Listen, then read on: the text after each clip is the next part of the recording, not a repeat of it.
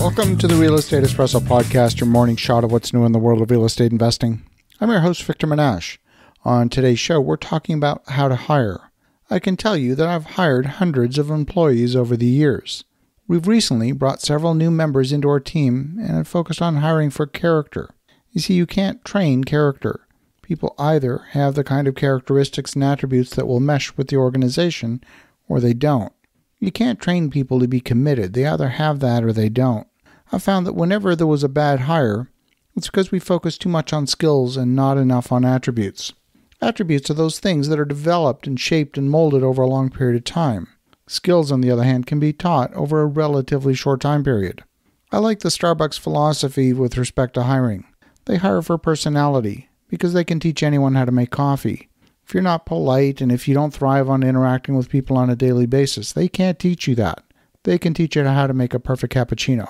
In our case, we're looking for people who want to grow, who want to become developers and operate at a world-class level, but they may not see a path on how to get there on their own. We don't necessarily need to hire someone with real estate development experience to work in a development role. Some of the best hires have been rookies in real estate development, but have strong general skills. And we distinguish between skills and attributes. You see, skills can be taught on a relatively short-term basis, where those attributes are part of the makeup, the characteristics of the individual. They can change too, but are developed over a much longer period of time. These days when we're hiring, we distinguish between those attributes and their training or their skills. Attributes speak to general competencies. If someone's going to be in an analytical role, well, they need to know how to use tools like Excel at a very high level. We're not prepared to teach someone how to use basic tools like Excel or Word. If someone doesn't know how to communicate in written form in a clear manner, well, we can't teach that. But how to structure a business plan, how to interpret and summarize a market study, we can absolutely train someone how to do that. Some people just seem to be stuck and unable to make decisions and move forward. If that's their limitation, we cannot help with that either. See, all of these are attributes, not skills, and those are the differentiators. We recognize that when we're hiring, we're not just hiring a robot to perform a mechanical task from 9 to 5 each and every day. Our projects require a tremendous amount of creativity.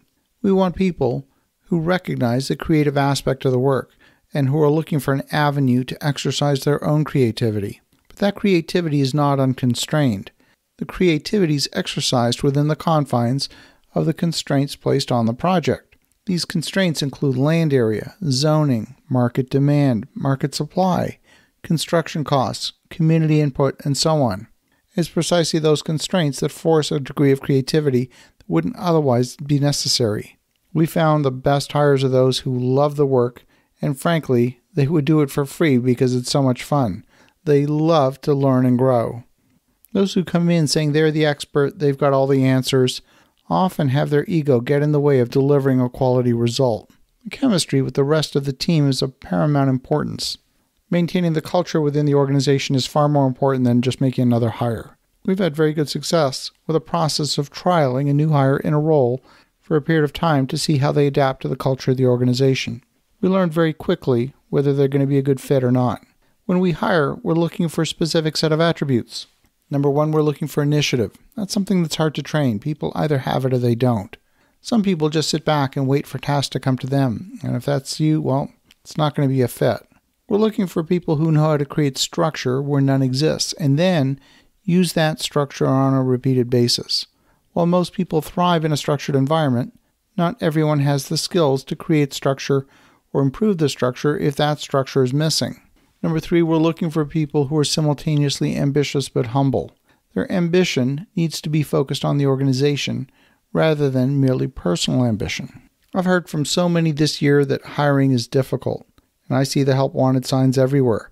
I've got no doubt that for tasks with low personal development and low impact, hiring will in fact be difficult.